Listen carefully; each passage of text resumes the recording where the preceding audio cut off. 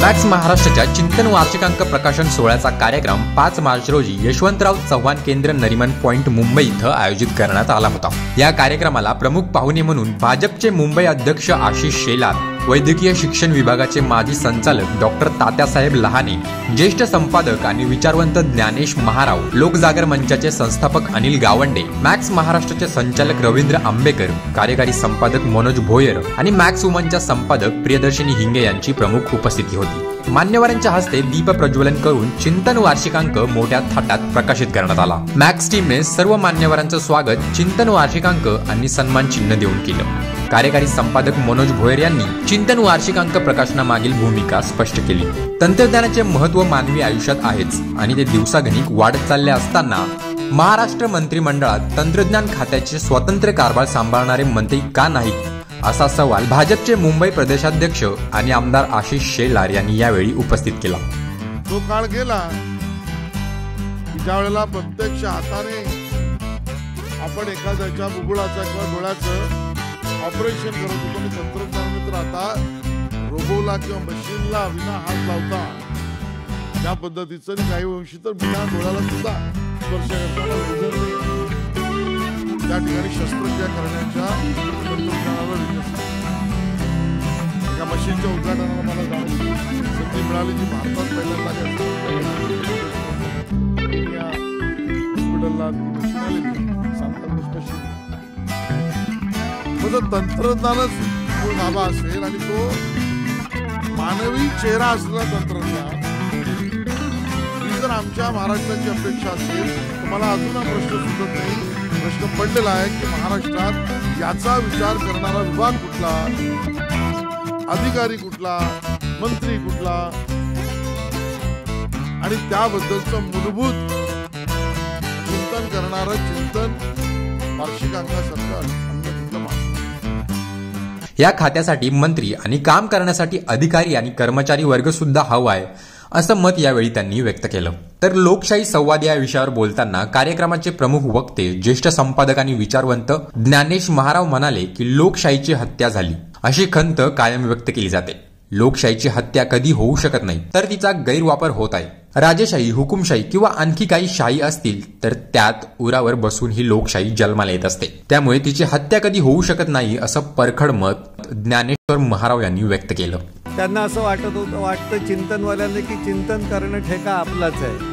मुळात आम्हाला चिंता लागलेली आहे की हे चिंतन कसं करतात त्याचं हे चिंतन आहे की इतकी वाट लावून ठेवली की चिंतन सारखा शेवटी अंक काढावा लागला, इतकी चिंता करण्यासारखी परिस्थिती ठेवलेली आहे, झालेली आहे।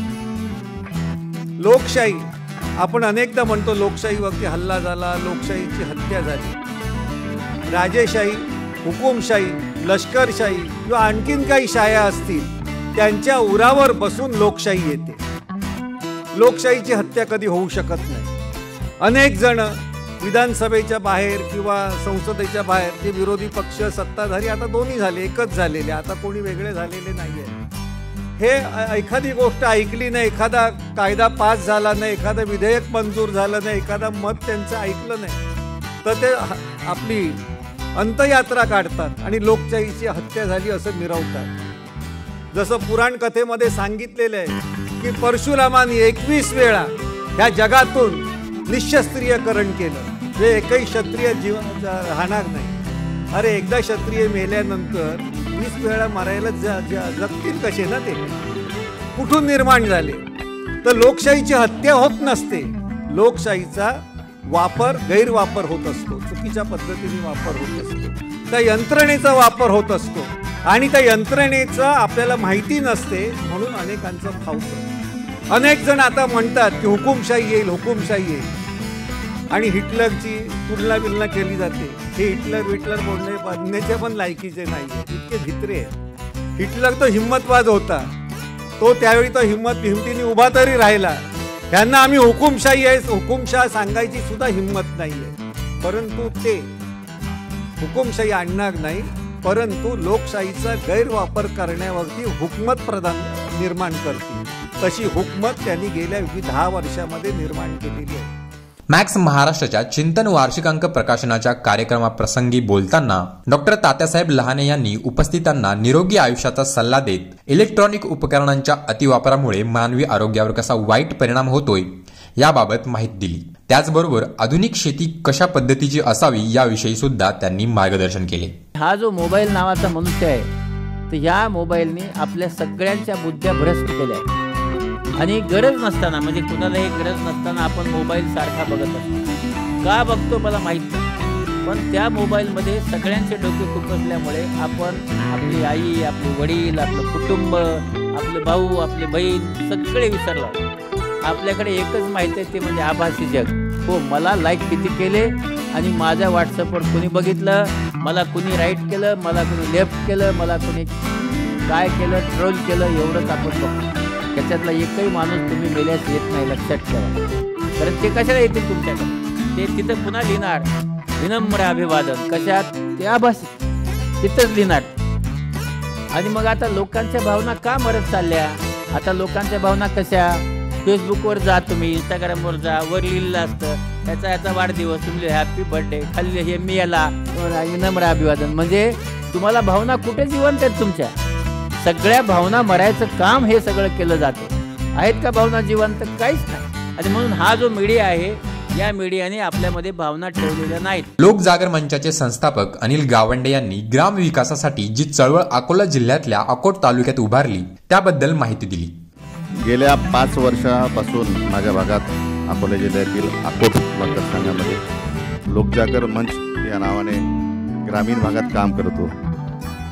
काम करत असताना माझ्या असं लक्षात आलं की जशी मगाशी ज्ञानेश महाराज साहेबांनी सांगितलं की सत्ताधारी फक्त घोषणा करतात आणि करत काहीच नाही, तशीच एक सांसद ग्राम योजना आदरणीय मोदी साहेबांनी जाहीर केली होती। त्या सांसद ग्राम योजनेमध्ये स्मार्ट विलेज करायचं होतं प्रत्येक खासदाराला आणि एक गाव दत्तक घ्यायचं होतं। त्यानंतर मुख्यमंत्री स्मार्ट विलेज नावाची पण कल्पना आली, पण मला काही कुठेही सांसद ग्राम योजना आणि स्मार्ट विलेज या महाराष्ट्रामध्ये काही दिसलं नाही। आणि मी ज्या भागात येतो तिथे राष्ट्रसंतांची ती नगरी आहे, अमरावती जिल्हा, अमरावती विभागात, आणि गाडगे महाराज या दोन्ही संतांनी ग्रामविकासावर मोठं काम केलं।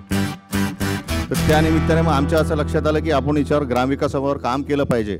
या कार्यक्रमाला अखिल भारतीय अंधश्रद्धा निर्मूलन समितीचे अध्यक्ष मधुकर कांबळे आणि त्यांचे कार्यकर्ते, ज्येष्ठ पत्रकार सुरेश ठमके, विकास महाडिक, विजय गायकवाड, लोकमंत्री संजय सोनटक्के, बँकिंग तज्ज्ञ विश्वास उडगी, डॉक्टर राणी खेडीकर, उपजिल्हाधिकारी वंदना गेवराईकर, सामाजिक कार्यकर्ते आणि पत्रकार राजाभाऊ कांदळकर, ज्येष्ठ पत्रकार आणि नाट्यलेखक राजेश शिर्के, अहिल्यादेवी प्रबोधन मंचाच्या कोकण विभागाचे अध्यक्ष अनिल झोरे उपस्थित होते। याशिवाय मॅक्स महाराष्ट्राची मुंबई टीम आणि राज्यभरातले प्रतिनिधी, मॅक्स महाराष्ट्राचा चाहता वर्ग या कार्यक्रमात सहभागी झाला होता। कार्यक्रमाचं सूत्रसंचालन प्रसिद्ध कवयित्री सिद्धी ढोके यांनी केलं, तर आभार प्रदर्शन मॅक्स महाराष्ट्राचे सहसंपादक सागर गोतपगार यांनी केलं।